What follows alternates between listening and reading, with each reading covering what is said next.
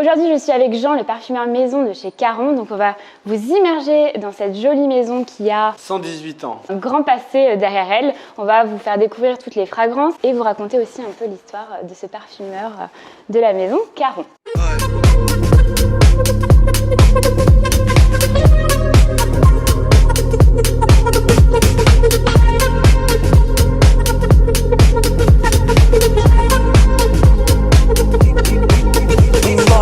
Explique-moi ton passé un peu de parfumeur dans les maisons de composition et maintenant ton passe-temps chez Caron. Alors ouais, c'est assez différent effectivement. Avant de rentrer chez Caron, j'y suis depuis 3 ans et demi maintenant. J'étais parfumeur dans des maisons de composition. Et dans les maisons de composition, les parfumeurs, il y a une compétition entre les parfumeurs. Il y a un appel d'offres des marques et toutes les maisons travaillent en compétition entre différentes maisons de compo, mais même il y a aussi une composition à l'intérieur des maisons de composition. Et donc du coup, il y a une logique quand tu es parfumeur d'une maison de gagner une affaire, gagner une compétition. Et malgré tout ce qu'on essaie de faire de beau, de créatif et tout ça, il y a quand même ce leitmotiv de gagner l'affaire qui modifie beaucoup quand même malgré tout le travail, l'angle de travail. Donc ça, c'est une différence énorme, puisque là maintenant je suis parfumeur de la maison Caron, donc moi je sais que je vais le gagner, le projet je suis tout seul. Et je ne travaille pas du tout avec la même logique. Je travaille avec l'idée qu'il faut respecter la singularité de cette marque Caron, cet esprit guerrier, révolutionnaire qui a transpercer l'histoire maintenant. Donc je travaille émotionnellement, si tu veux, c'est beaucoup plus impliqué, quoi, tu vois, que quand tu es parfumeur dans une maison de compo, parce que voilà, c'est ma maison, quoi. Et aussi, quand tu es parfumeur d'une maison de compo, tu travailles pour gagner une affaire, et puis après tu passes sur un autre projet. Entre le moment où tu as gagné l'affaire et où le parfum sort, il se passe 1 an et demi, parfois 2 ans. Donc en gros, tu es sorti de l'histoire de ce parfum-là, tu es déjà sur les nouvelles batailles et tu es beaucoup moins, je trouve en tout cas, beaucoup moins concerné par le fait si le parfum fonctionne, marche ou pas, parce que tu es dans la même logique de gagner une nouvelle affaire, etc. Tu vois. Alors que là, déjà moi, les tempos sont beaucoup plus courts. Moi, je valide un parfum, 6 mois après, il peut être sur le marché. Ah oui, d'accord. Et c'est déjà arrivé que ça aille encore plus vite que ça. On a lancé des parfums dans des timings incroyables depuis que j'y suis. Et je suis beaucoup plus concerné, quoi. J'y mets mes tripes, moi. Tu vois, je mets toute mon âme là-dedans. Je raconte des histoires de moi. Je raconte des histoires de la maison, mais je ne peux pas me battre contre le fait que je mets de moi là-dedans. Et du coup, quand un parfum ne marche pas, ça me transperce le cœur, quoi. Ça me désespère, tu vois. Et à l'inverse, quand ça fonctionne, je suis hyper content parce que je me dis, ouais, j'ai eu raison. Donc, je suis beaucoup plus concerné, beaucoup plus habité, j'y mets beaucoup plus d'émotions, donc c'est beaucoup plus personnel, quoi. D'accord. Et donc du coup, depuis 3 ans et demi, qu'est-ce que tu as pu apporter à cette maison, cette nouvelle inspiration, parce que tout a changé chez Maison Caron. Pour le coup, là, il y a eu un grand changement. Ouais. La maison, elle a été rachetée il y a 4 ans et demi par Ariane de Rothschild, qui est une femme qui est passionnée de parfum, avec qui je constitue un vrai duo créatif. On s'entend hyper bien. On sent ensemble tout le temps, on échange beaucoup sur les nouvelles idées, elle porte énormément, elle teste, elle connaît très bien le marché, elle sait ce qui est bon. J'y suis depuis 3 ans et demi et en 3 ans et demi, on a fait 30 nouvelles créations. C'est énorme. C'est de la folie. C'est de la folie pure. Pour Caron propre, parce que j'ai fait quelques autres parfums pour la sphère de Caron pour faire simple, je crois que c'est 26 créations ou quelque chose comme ça. Donc beaucoup de nouveaux parfums, peut-être trop, mais c'est pas grave. Parce que, si tu veux, il y avait cette envie de montrer qu'il se passait quelque chose. Donc on a lancé Aimez-moi comme je suis en plein Covid, en 2020. Tout le monde a annulé les lancements. Nous, on l'a lancé quand même parce qu'on voulait montrer qu'on n'avait pas peur de ça, quoi. Et puis parce que c'est dans l'ADN guerrier de la marque. C'est une marque qui se bat contre l'homogénéité des styles. C'est une marque qui clame son existence et ses positions. Tu vois, il n'y avait jamais une noisette travaillée pour les parfums pour hommes. Moi, je fais une noisette pour hommes, tu vois. Il y avait jamais. On casse les codes, quoi. On casse les codes, exactement. En tout cas, voilà, il faut rester humble. Mais en tout cas, on a cette volonté d'aller contre les idées préconçues et prépensées, pour le coup. Et on affirme nos convictions quand on lance Poivre Sacré. On reprend 6% de poivre comme dans Parfum Sacré, qui est un parfum merveilleux de la maison. Mais on pousse à fond tout le thème épicé. Et je mets du cumin, du safran. Je mets 12% d'encens naturel. Tu vois, on va au bout des idées. Et on n'a pas peur, quoi. Voilà. Okay. Au risque que ça ne marche pas. Mais c'est pas grave. On a une conviction, on y va. On se bat contre les idées préconçues, tu vois. Et tout à l'heure, tu me parlais aussi de toutes les réinterprétations que tu as pu faire ou les reformulations des fragrances mythiques là, comme Narcisse Noir. Est-ce que tu peux expliquer un peu le procédé de comment tu as fait ça? Parce que je pense que ça, c'est hyper intéressant à expliquer parce que moi, je ne connaissais pas, tu vois, cette méthode. Ah ouais? Non, c'est très important. On est une vieille maison. Ouais. Enfin, on n'est pas une vieille maison. J'aime pas le mot vieux, c'est péjoratif. On est une maison qui a une histoire, historique, qui a un patrimoine. Et notamment, il y a des œuvres d'art. Il y a des vraies œuvres d'art parmi ce patrimoine Caron, tu vois. Pour un homme, c'est un monument. C'est ma Joconde. Ouais. J'adore, c'est un de mes parfums préférés. C'est merveilleux, c'est sublimissime. Et pour un homme, c'est un parfum qui, pour le coup, a pris position forte à cette époque, 1934, faire une dualité lavande-vanille, proposer de la vanille aux hommes en 1934, c'est de la folie, tu vois. Mais voilà, cette dualité-là, elle s'affirme et on va au bout de cette idée-là. Donc pour un homme, les Narcisse Noir, Tabac Blond, tous ces parfums-là, évidemment, il fallait les refaire, les mettre, bien sûr, ça, j'ai pas le choix, aux normes réglementaires, mais il fallait absolument les refaire. Et moi, ce que j'ai fait, c'est que pour tous ces parfums-là, je suis toujours reparti d'un original de l'époque.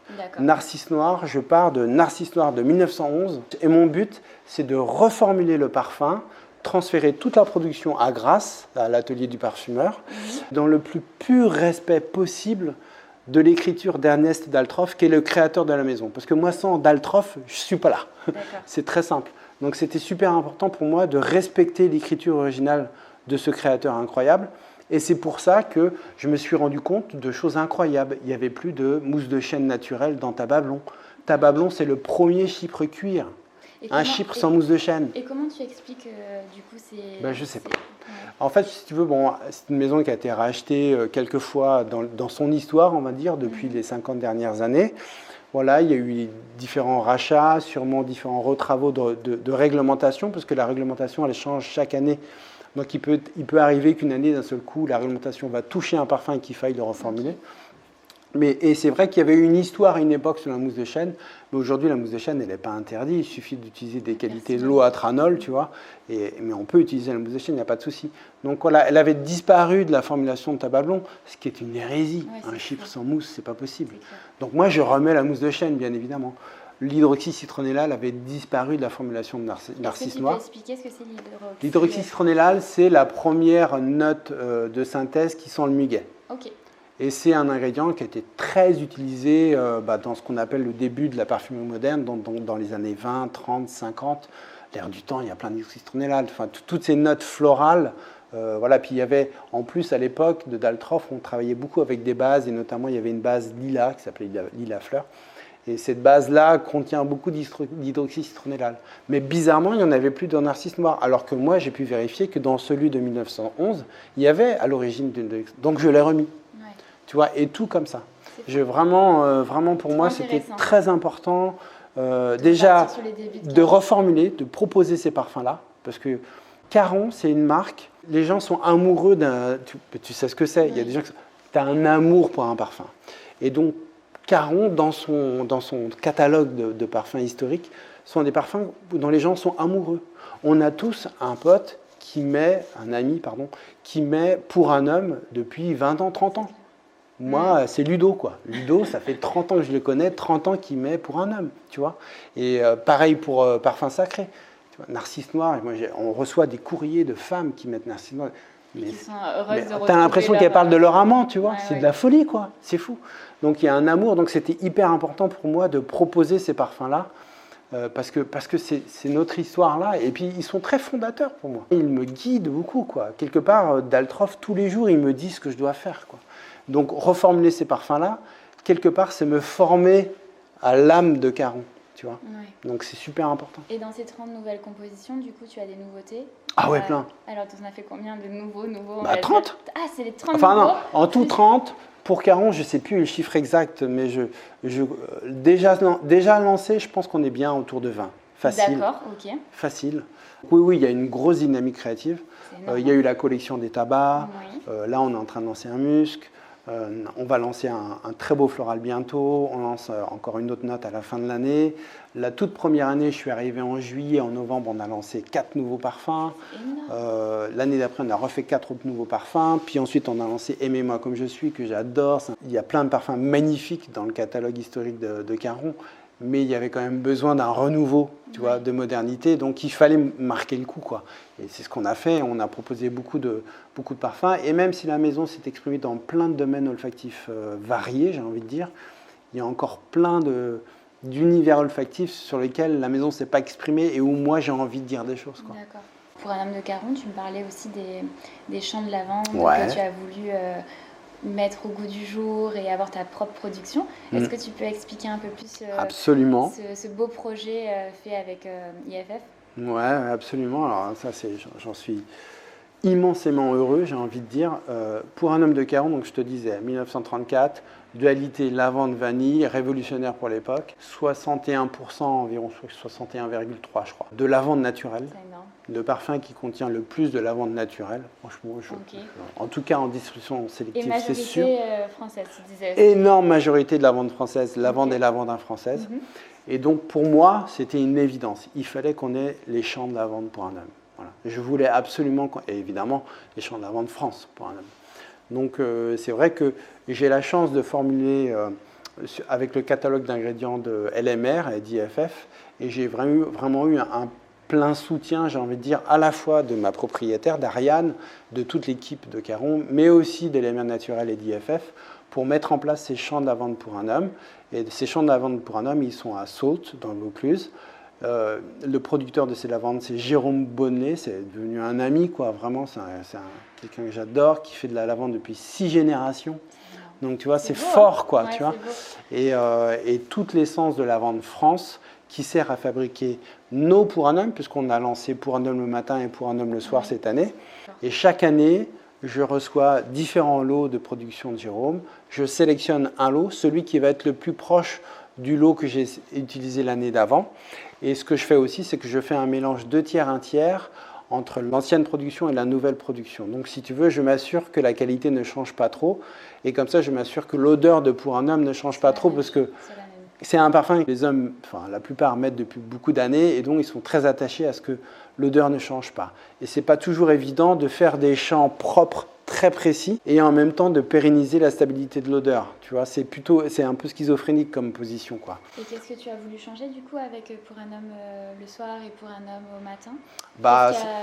C'est un petit mix peut-être plus frais pour le matin ou non? Alors c'est très intéressant. Ce qui est intéressant avec la lavande, c'est qu'il y a une belle palette large en fait d'odeurs possibles entre la lavande, le lavandin. Bon, il y a l'aspi, mais on s'en sert un peu moins. Tu peux expliquer la différence, parce que moi on l'a expliqué la différence entre la lavande et le lavandin. J'avais fait une petite vidéo, mais c'est intéressant de l'expliquer. On va voir si j'ai bien fait. Il faut que je me rappelle, je sais que quand tu coupes un lavandin, il y a des fourches. Ouais, absolument. Alors que de la lavande, c'est une tige toute seule. C'est un monobrin. Exactement. Et pareil, c'est plus touffu. Absolument. La lavande, je crois, et le lavandin, c'est un peu plus... Absolument. Donc, tu te rappelles parfaitement. Et il y a aussi une différence d'altitude. La lavande, normalement, pousse à plus haute altitude que le lavandin. D'accord. Mais bon, tu peux trouver du lavandin assez haut. Mais non, c'est pour ça, d'ailleurs, que la lavande naît à Saultes. Et Jérôme a des champs qui donnent sur le mont Ventoux. On est quasiment, je crois, à plus de 1000 mètres. Donc, on est assez en altitude. Mais c'est ça, la lavande, elle est monobrin. Toujours. Et le brun n'est pas très grand et il y a des fleurs, mais il y en a quand même beaucoup moins en tout cas que le lavandin où l'épi est beaucoup plus long et beaucoup plus fourni en fleurs, tout simplement. Et du coup, le lavandin, c'est un hybride entre la lavande et l'aspi. Et donc, l'odeur est plus camphrée, elle est plus fraîche. Donc, alors qu'elle est plus florale sur la lavande. Alors que la lavande, elle va être plus chaude et plus florale. Donc, comme dit Jérôme, mon producteur de lavande, il me dit le lavandin, il vient te chercher. Le lavandin, il te réveille, tu vois. Alors que la lavande, elle est sensuelle et il fait le geste comme ça. Et il faut la caresser pour qu'elle vienne à toi. Il me dit ça, Jérôme. Et si tu regardes un des films qu'on a fait pour un homme avec Tahar Rahim, tu verras Tahar, il fait ça à un moment. Il fait ça, il caresse la lavande. C'est Jérôme qui m'a montré. C'est moi qui dis à Tahar, il faudrait que tu fasses ça. Et c'est Jérôme, parce que c'est Jérôme qui m'a montré ça. Donc on a une belle palette d'odeurs entre une extrême fraîcheur qui est le lavandin et beaucoup de sensualité qui est un absolu lavande. Je suis parti de cette large palette d'odeurs de la lavande pour créer deux nouveaux parfums autour de la lavande. J'ai vraiment utilisé la lavande comme ingrédient star de Mai pour un homme, à l'instar de l'original. Et du coup, j'ai fait une lavande du matin, lavandin, puisque le lavandin, il vient te chercher, il vient te réveiller. Et je crée une dualité lavandin-gingembre, donc une lavande très fraîche, hyper explosive. Je ne l'ai pas senti. On peut les sentir, tu les as ou pas? Ils sont en bas. Mais... Ah mince, je les sentirai tout à l'heure. Ouais, mais je te laisse sentir. Et une lavande du soir, qui est pour un homme le soir, qui là, pour le coup, n'est pas lavandin, est lavande, avec une dualité lavande-copeaux de chêne. Et là, j'ai utilisé un produit qui est incroyable, c'est une extraction de copeaux de chêne. Là, je l'ai là, le copeaux de chêne, si tu veux, je peux te montrer dans l'orge. Ouais, je veux bien. Ah, c'est trop bon. Et c'est génial, déjà, c'est un produit qui est très moderne, puisqu'on utilise les sous-produits de la fabrication des tonneaux à cognac. Pour fabriquer les tonneaux, il y a forcément plein de sciures de bois qui tombent et tout ça.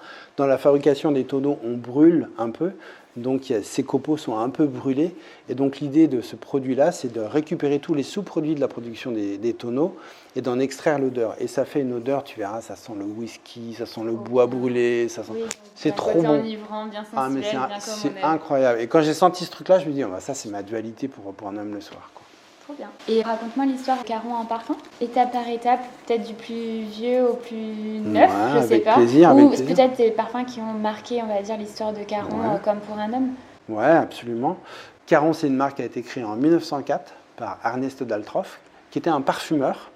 Et Daltroff croise dans l'escalier, enfin il y a toute une légende là-dessus, une femme qui s'appelle Félicie Vampouille, qui travaillait, je crois, au-dessus ou en dessous. Et ils vont s'associer et ils vont tous les deux lancer cette marque-là et la faire exploser, donc du coup, dans les années 1900, au début des années 1900.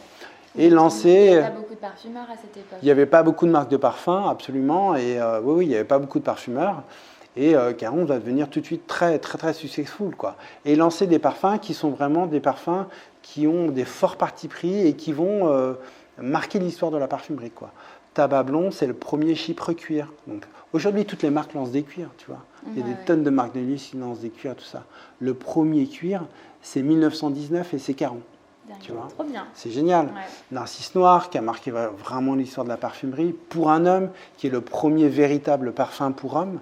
Avant, il y avait plutôt des colognes pour les hommes. Tu sais, il n'y avait pas des vrais parfums. Daltroff dit, non, esprit guerrier, non, moi, je vais faire un véritable parfum pour homme. Et il lance pour un homme et il fait une dualité vanille en utilisant la vanille pour les hommes à cette époque-là, en 1934. Totalement révolutionnaire, quoi. Hyper guerrier. Et ça marche.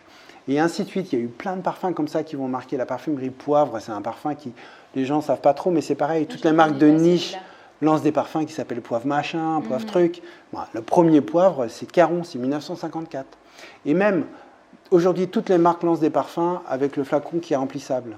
Mais les fontaines à parfum, c'est Caron qui les a créées. Ouais. Tout le monde pense que c'est Mugler, mais c'est pas Mugler, c'est Caron qui a créé les fontaines à parfum. J'ai une petite, je sais pas si tu connais la parfumerie Elisabeth. Ah non. C'est une parfumerie à Reims et elle a encore vos des fontaines. Ouais. Donc tu vois, vraiment novateur, quoi, parce qu'aujourd'hui, voilà, aujourd'hui tout le monde dit on va faire des parfums qui sont remplissables. Nos parfums, ils sont remplissables, bien évidemment, tu peux les remplir. Il y a des fontaines, il y a des recharges. Évidemment, c'est une évidence, c'est dans notre ADN depuis toujours. Mais les fontaines à parfum, c'est Caron qui les a créées. Après, il y a plein de parfums fantastiques. Moi, je suis archi fan de parfums sacrés. 6% de poivre dans un parfum pour femme. Dans les années 90, c'est complètement révolutionnaire, tu vois. Et moi, j'ai réutilisé ce postulat de 6% d'essence de poivre. Et nous, on a lancé l'année dernière Poivre Sacré, en reprenant ces 6% de poivre, mais en mettant du cumin, du safran, et en faisant une explosion de poivre, en allant au bout du truc. Donc, encore une fois, toi, archi parti pris, etc., quoi.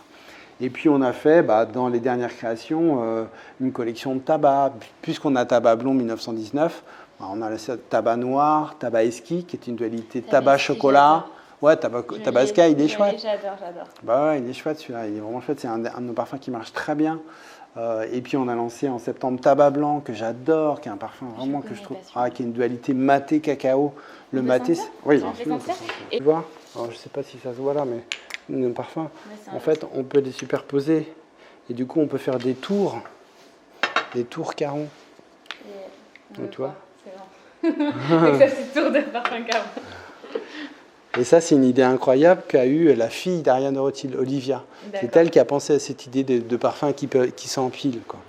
Donc non, c'était important de moderniser les créations olfactives, tu vois, d'avoir une nouvelle proposition, mais c'était aussi important de renouveler le contenant et la façon dont on les porte. Moi, ces flacons, je les trouve sublimes. Le petit, là, sur le parfum qu'on lance, là, on lance en février, Muscoli, il est trop chou, tu verras, il est magnifique. J'ai hâte, parce que je pense que Muscoli, ça va être vraiment mes odeurs. Ta cam. Je suis une fan de poudrée, moi, donc poudrée, musquée, des choses assez légères. Mais j'aime beaucoup un Tabaski. Je l'ai... Ouais. Je crois que c'était à une soirée Nose. Non, c'est pas Nose, ils avaient fait un événement avec Caron. Ah ouais? Et j'avais eu un parfum. Ah, ok. Cool. Pas mal. Qu'est-ce que pourrait être le tabac blanc? Tu vois, si je fais un tabac qui n'utilise pas d'absolu tabac naturel, puisque tabac blanc n'utilisait pas l'absolu tabac naturel, dans noir et dans whisky, j'en ai mis plein. Mais là, en l'occurrence, c'était blanc, c'était pas de tabac. Donc, c'est quoi le tabac blanc sans tabac? C'est le maté. Je trouve qu'il y a un côté très dragé, anisé. Ouais. C'est vrai qu'il y a un effet anisé. Il fait pas noir, il fait pas sombre, il fait blanc. Il fait blanc crème, quoi, tu vois. Ouais. C'est un parfum qui t'enrobe avec un vrai sillage, vraiment un vrai sillage, mais qui agresse jamais. Et je trouve que j'aime bien cette idée-là. Après, c'est vrai que la tendance, c'est clairement, enfin la tendance, non, mais on va dire qu'il y a beaucoup de parfums qui sont très puissants, qui diffusent énormément. Voilà. Caron, souvent, même si Caron fait des parfums qui ont beaucoup de sillage, il y a toujours une élégance, un truc, tu vois, à maîtriser. Chic à la française. Ouais, c'est un peu snob, mais c'est quand même un peu vrai. Pour un homme, c'est ça, tu vois, c'est trop classe. Tu diffuses, mais tu diffuses classe. Et moi, j'aime bien cette idée-là, et Tabac Blanc, il s'inscrit bien dans ce genre de sillage-là. Plus un sillage aura qu'un sillage coup de poing. C'est un tabac poudré pour moi. Ouais, exactement, ouais. Mais c'est un parfum qui diffuse beaucoup, vraiment, on te sent énormément quand tu mets ça.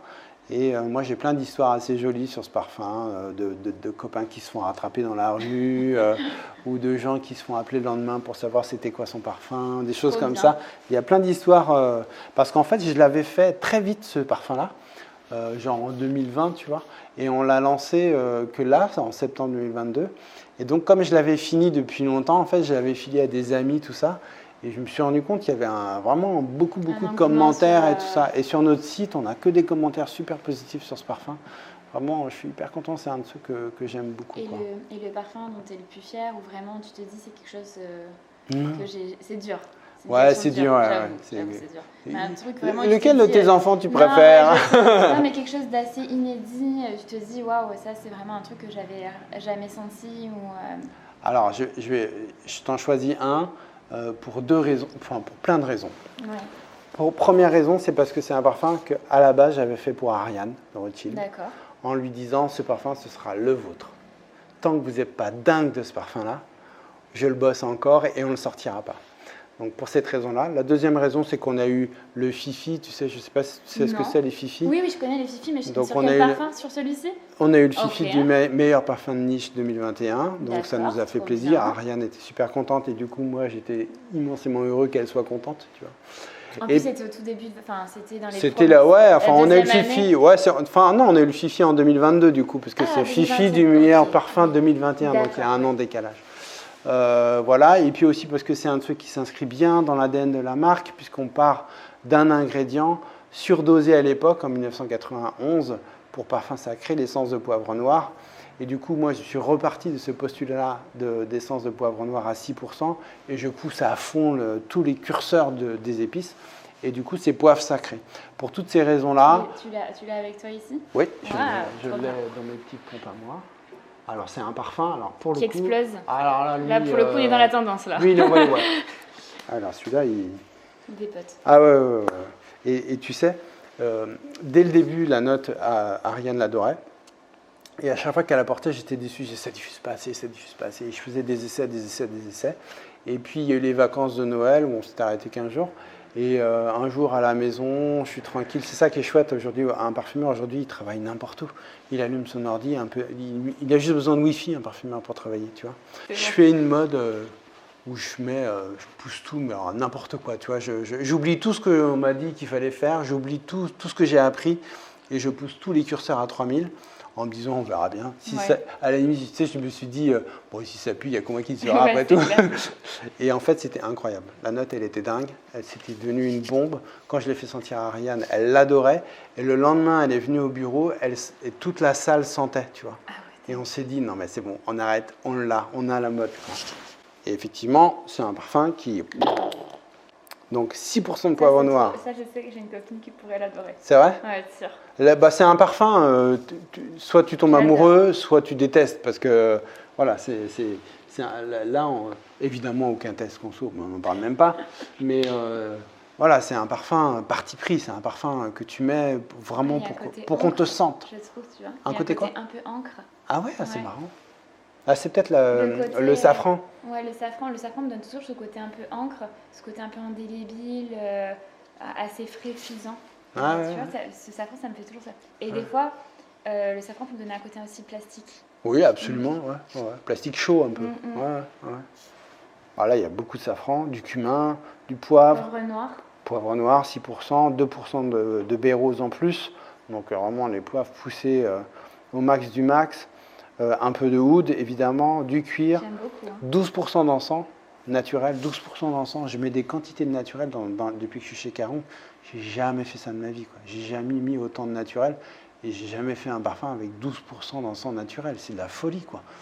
Mais ça colle nickel, tu vois, parce que du coup, ça fait une espèce de poivre mystique, tu vois. Et d'ailleurs, moi, je l'avais appelé poivre sacré, donc ça collait complètement, quoi. Mais pas méditatif, parce que je le trouve assez fort et assez tranchant, on va dire. Mais il y a un côté mystique. Ouais, je vois ce que tu veux dire, ouais. Un côté un peu caché. Bah, pour le coup, sacré, je trouve qu'il porte bien son nom, quoi. Bah, celui-là, si je dois en choisir un, c'est celui-là, mais pour Ariane, pour le Fifi, pour tout ça. Et comment est-ce qu'on n'a pas expliqué un peu comment toi tu es devenu parfumeur? Qu'est-ce qui t'a amené sur cette voie? Alors, par hasard, j'ai parfois un peu honte de raconter ça, mais j'étais pas du tout destiné à devenir parfumeur. Moi, je voulais être musicien.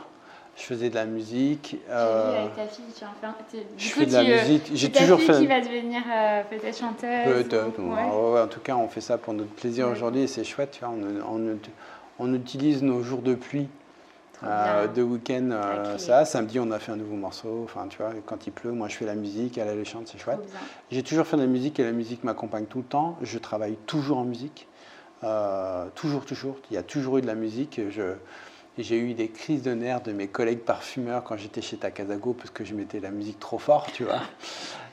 Et aujourd'hui, je suis tout seul, donc personne chez Caro se dit que je vais trop fort, donc je mets à fond tout le temps. Non, mais je suis vraiment baigné. Enfin, la musique, c'est ma vie, quoi. Et du coup, je m'ennuyais terriblement à la faculté parce que je faisais de la biochimie. Et je me demandais bien ce que j'allais faire de ma vie. Et une copine m'a parlé de l'ISIPCA, l'école à Versailles.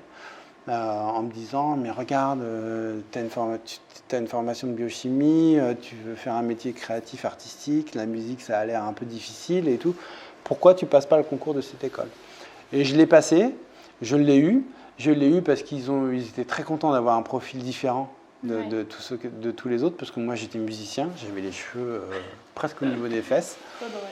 Donc pour les IPCA à Versailles, c'était pas tellement dans le moule, tu vois. Et du coup, j'ai eu le concours. J'y suis allé honnêtement en me demandant si j'y resterais.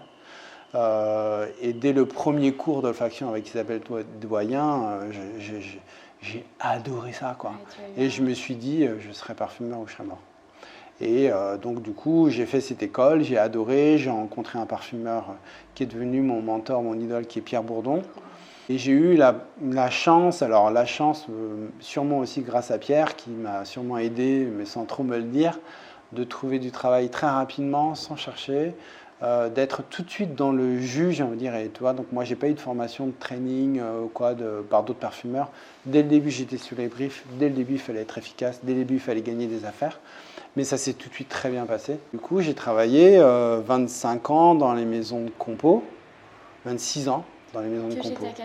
D'abord chez une autre, KO. D'accord. KO Corporation. Et pour la petite histoire, il y a le concours du jeune parfumeur de la SFP que j'avais fait 4 ans après être rentré chez KO. Et c'est une des rares années où ils ont fait des nominés et un gagnant. Et ce que je ne savais pas, et lui non plus ne savait pas, c'est que le président du jury artistique, c'était Pierre Bourdon. Et du coup, quand ils m'ont appelé pour monter sur scène, parce que j'étais nominé, il s'est levé, ouais, comme ça, il était comme un dingue. Et celui qui a gagné, parce que je n'ai pas gagné, c'est un parfumeur de chez Takasago, un japonais. Et du coup, il y avait tout le staff de Takasago qui était là à cette soirée-là. Et moi, j'avais passé un entretien avec le président de Takasago la semaine d'avant. Du coup, ça t'a donné... Le lendemain, j'ai signé chez Takasago. Et puis, il se trouve qu'il y a 4 ans et demi, un ami que j'avais rencontré au service militaire et qui avait fait une bonne partie de sa carrière dans les parfums parce qu'on s'était rencontré au service militaire et qui m'avait vu en train de sentir, et qui était devenu président de Caron suite au rachat d'Ariane Rothschild, m'a appelé pour me proposer de devenir parfumeur de Caron. Et je n'ai pas pu refuser cette opportunité-là. C'était un challenge trop chouette, tu vois. C'est une marque tellement belle. Ça n'a pas fait peur de se dire... ça m'a fait immensément peur. Parce que finalement, chez Takasago, tu étais un parfumeur un peu senior chez eux. Donc, compliqué de se dire... Non, mais quand j'y pense, c'est n'importe quoi. Partir de Taka alors que j'y suis depuis 22 ans, en gros, mais je... Faut prendre des risques, c'est cool. Oui, mais si tu veux, je suis un peu tout seul pour financer et élever ma famille. J'ai des enfants qui font des études supérieures. Bref, c'était une vraie prise de risque complètement folle, quoi. Inconsciente, quelque part, mais c'est une histoire d'amour, quoi. Et des histoires d'amour, tu réfléchis pas. Donc, enfin, pas longtemps. En tout cas, même si tu réfléchis, c'est plus fort que toi. Et, ton intuition te dit c'est ça qui te fait. Faut y aller. Voilà. Et donc je me suis dit, faut y aller. Tu te mets en risque, ok, mais c'est la définition de l'audace. Hein. La définition de l'audace, c'est entreprendre des aventures au mépris du danger et des obstacles. Et c'est ce que j'ai fait, quoi. Et puis tu es bien tombé avec Caron qui, dans cette dynamique aussi, du coup. Et absolument.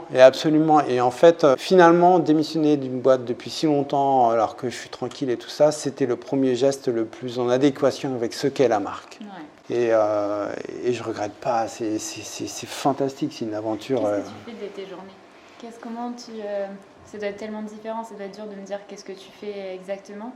Alors ça dépend des jours, déjà. Il y a des jours où j'ai envie de dire je suis un peu plus tranquille et je peux bosser mes parfums et ça j'adore. Donc du coup ma journée là, ça va être toute la journée au bureau, la musique à fond, mes parfums, je sens, je fais des essais, je lance des formules et je suis à fond dans mes jus, tu vois, et j'adore. Et après, il y a forcément, quand tu es parfumeur maison, tu as d'autres tâches. Comme te rencontrer. Voilà, la communication. Absolument, et ça me prend énormément de temps.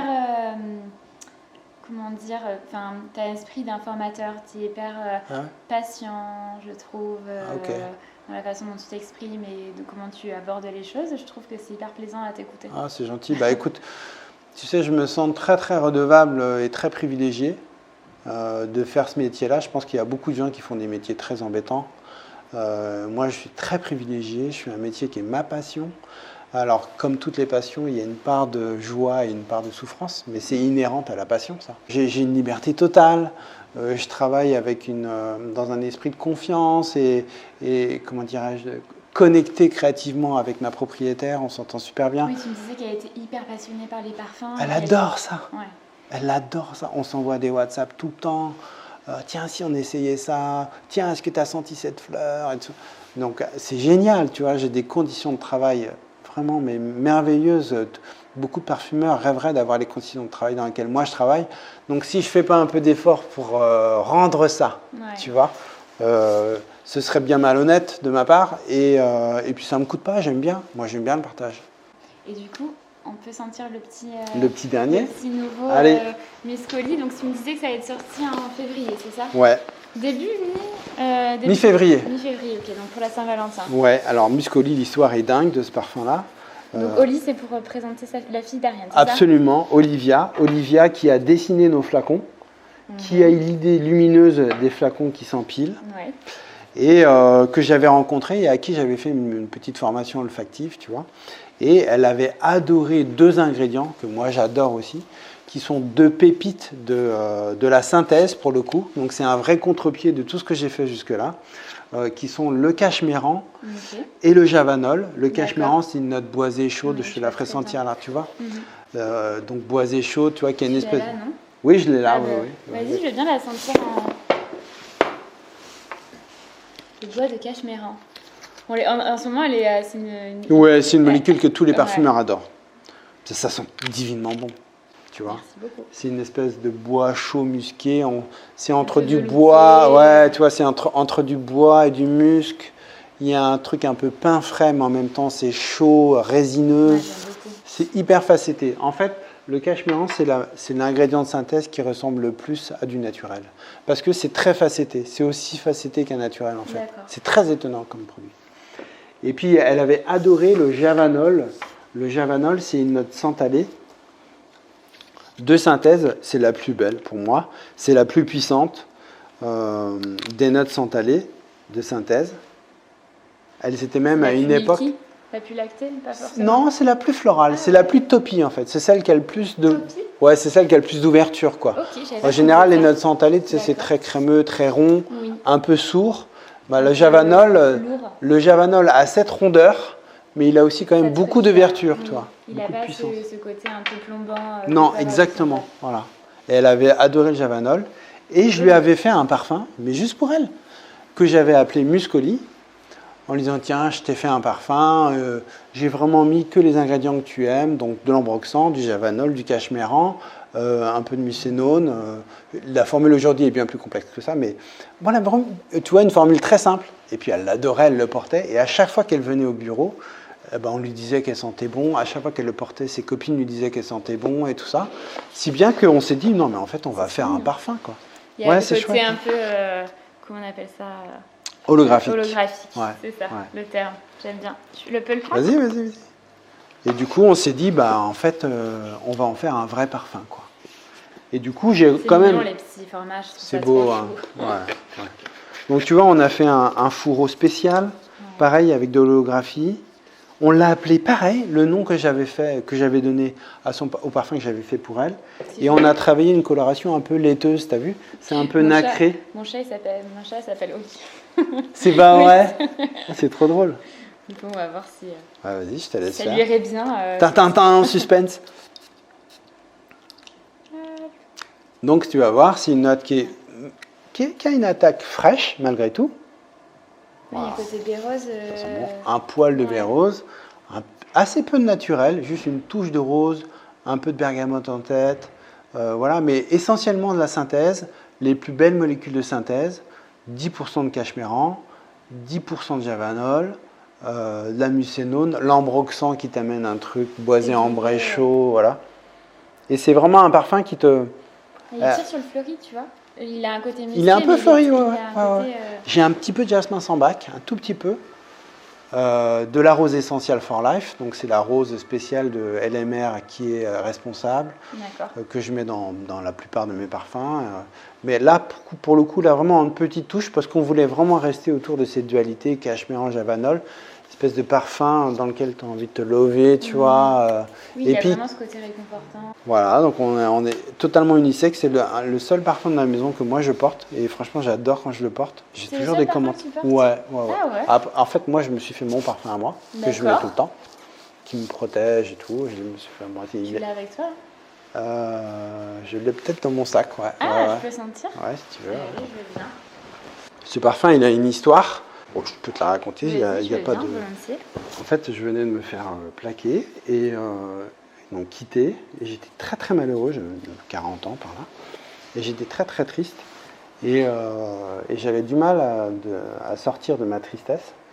Et je me suis dit, je vais me faire un parfum pour moi, une espèce de parfum boule qui va être une barrière de protection contre toutes les mauvaises ondes de ma vie, quoi. Toi, contre la tristesse, voilà, ça va être mon truc à moi. Donc mes 2 diamants à moi, c'est l'ambroxan et l'irone. L'irone, c'est la molécule qui est responsable de la note florale de l'iris, tu sais. Donc je me suis fait un iris ambroxan, très frais, très simple. Ça peut être ma cam. C'est vrai ? Ah, j'adore. L'iris, c'est ma fleur, c'est ma matière préférée. Voilà, donc ça, c'est mon parfum. Alors, il est un peu tapé. J'adore. Hein ? Ah, celui-là, il est... Ah, j'adore. Oh, je peux te faire une pompe à toi, mais alors vraiment... J'adore. Ah oui, j'adore. Bah ça, tu sais, je vais te dire un truc, hein. Je vais te raconter une histoire.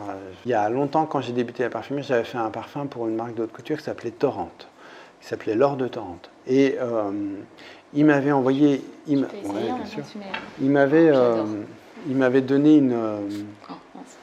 une lettre d'une cliente qui avait dit ce parfum, c'est une extension de moi-même, je ne peux pas sortir dans la rue si je ne l'ai pas mis, je me sens en danger si je ne le mets pas, etc. Et genre, j'avais 25-30 ans, je commençais à bosser, quoi. Et je m'étais dit, bon, elle est sympa, mais elle peut aller voir un psy aussi, ça ira mieux. J'avais pas du tout compris, quoi. Et donc, du coup, à 40 balais, je me fais ce parfum-là à un moment où je suis en fragilité, on va dire, quoi. Bah, ce parfum, c'est une extension de moi. Ouais, au début, j'étais capable de faire demi-tour en voiture, même si j'étais parti plus de 10 minutes, pour me reparfumer et repartir, parce que je me disais, non, je vais avoir un accident. Ah ouais, d'accord. Je te jure. Hein.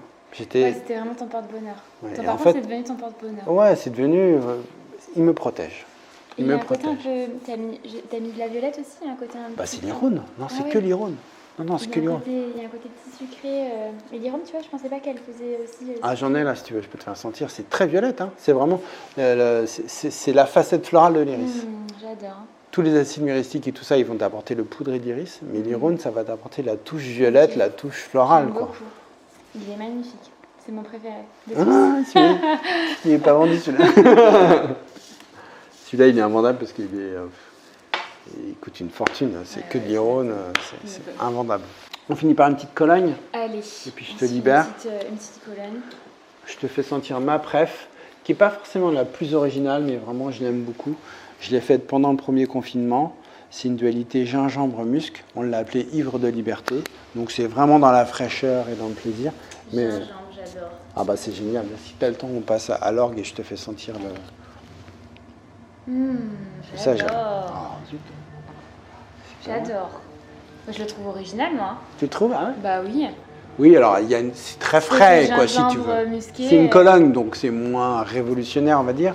Mais malgré tout, cette dualité gingembre, musc, c'est cool. Ah ouais. Moi, je l'adore aussi, celui-là. Je le mets tous les étés.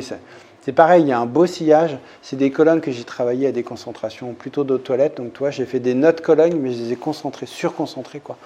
Donc, ça permet d'avoir des colonnes qui sont très fraîches, hein, c'est très, très frais, mais avec un joli petit sillage, tu vois, avec une vraie présence, quoi. Donc, c'est chouette. Je veux bien le tester, lui aussi. Tu vois, j'aime beaucoup. Mais il y a un côté un peu musqué, poudré que j'aime bien. Ah oui, c'est du gingembre, bon, du citron, bien sûr. Mais, il y a un côté juteux aussi. Ouais. Il y a une très très belle qualité de limette et j'ai un trou de verveine exotique. Ouais. Ah, c'est la verveine qui donne ce côté assez vert. Et c'est super joli. J'adore. C'est une explosion. Et je te promets, je ne suis pas une amatrice de Cologne. Ah ouais? Non, pas du tout. Enfin, j'ai Porte Noble de chez La Manufacture que j'aime beaucoup. Ah, je connais pas. Je vais enlever si tu veux, je pourrais te le faire sentir. Ah ouais, tu veux que je te le fasse sentir? Ouais, carrément. Elle est belle aussi, tu vois. C'est très joli. C'est très classe, très élégant. Tu vois, dans ce côté un peu poudré, musqué. Ouais, absolument. Ça... Ouais, c'est pas des années. Là, il est un peu plus fusant quand même, ce gingembre. C'est très bon. Les 3 mots pour décrire Caron pour que les gens s'en souviennent. Historique, révolutionnaire et tourné vers l'avenir. Bon, merci beaucoup, Jean, pour cette gentille entrevue et que tu m'aies fait découvrir toutes ces belles créations. J'en ai pris plein les narines et je suis contente d'avoir découvert du coup à travers tous ces parfums l'histoire de Caron et ton histoire aussi. Merci. Donc j'espère te revoir pour une prochaine nouveauté. Bah ouais, bien sûr. Il y en a pas mal, il y en aura encore 2 cette année. Trop bien. Ça va être quoi, tu sais? Je peux savoir? Non, je ne peux pas savoir. Faut attendre. D'accord, ça marche. Mais merci beaucoup. Avec plaisir.